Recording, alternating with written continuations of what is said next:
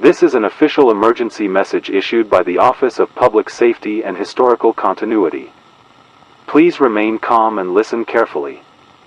A containment breach has been reported in the lower halls of Northbridge High School. All students and faculty are advised to remain in their current rooms until further instruction is provided. At approximately 1:48 p.m., a freshman student entered the east stairwell near the science wing and did not return. Security footage shows him descending the stairs alone, though frame-by-frame analysis reveals flickering inconsistencies in the environment around him, hall tiles changing pattern mid-step, exit signs rearranging lettering, clocks slipping backward 1 minute, then 2. When security reached the stairwell 3 minutes later, the student was gone. What they found instead was not the boy's body, but a backpack left open, with all its contents aged and rotted, spirals curled into brittle ash, metal zippers rusted shut, photos drained of color and clarity like they'd been left in the sun for decades. A second student, sent to retrieve a dropped phone from the same stairwell, emerged moments later speaking in a dialect no staff member could identify.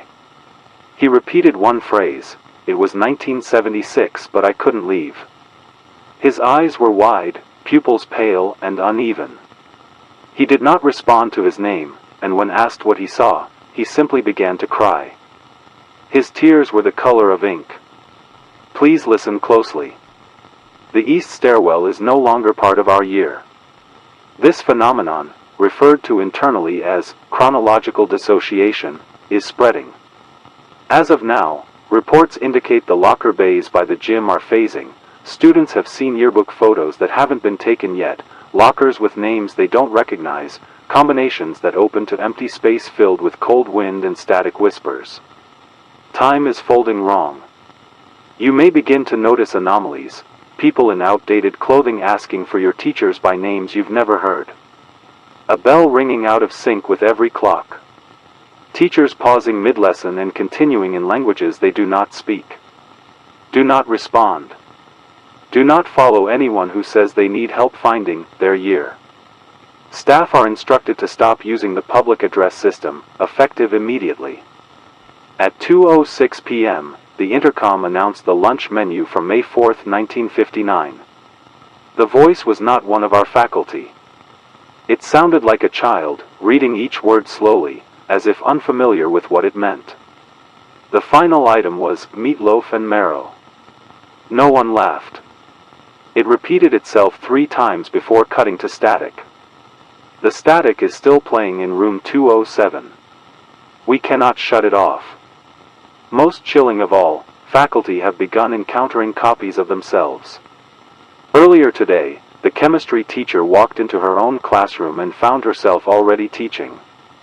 The duplicate looked up and smiled, but the smile was too wide, too patient. It said, "You're early," and then stood still, unmoving, until the lights flickered and the real teacher ran. The double did not follow. It is still standing in the room. Watching. Breathing, but not blinking. You are not in danger because of a person. You are in danger because of where you are. This school is breaking from time. Moments are bleeding together. The building is slipping between years it was never meant to hold. If you see yourself in a hallway that shouldn't exist, or open a door and smell smoke from a fire that hasn't happened yet, close your eyes. Wait. Let the moment pass. Do not interact. We are doing everything we can to restore temporal alignment. But until then, stay in your classrooms. Avoid reflective surfaces, do not speak to staff members you cannot name, and if someone knocks and says they used to be you, do not let them in. Do not let them in. Do not let them in.